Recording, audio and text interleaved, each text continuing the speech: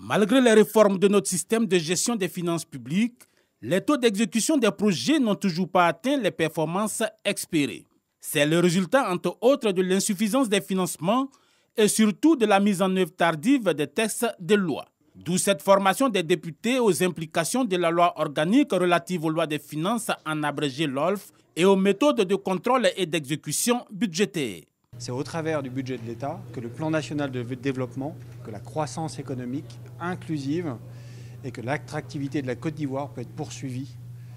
Donc il est essentiel en fait, de se tenir. L'Union européenne se tient en partenaire afin d'apporter un soutien technique aux parlementaires, au rôle du Parlement, donc dans une démocratie, dans son rôle de contrôle de la bonne gestion des finances publiques. On apprend ainsi que le contrôle budgétaire exercé par les députés porte sur la régularité et la sincérité de l'exécution de la loi des finances, ainsi que sur le bon usage des deniers publics et l'adéquation des moyens aux objectifs. Dans cette mission de contrôle et d'exécution budgétaire, l'Assemblée nationale a le concours de la Cour des comptes, dont le rôle est de certifier la fidélité des chiffres.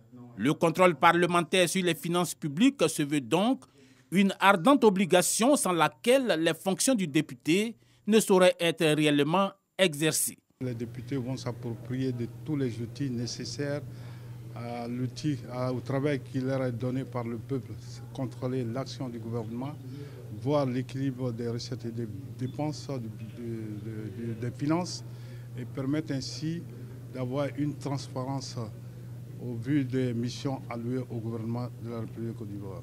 L'examen de la loi organique des lois des finances est au cœur même de l'existence de l'Assemblée nationale, de sa légitimité et de sa vocation de représentation des citoyens.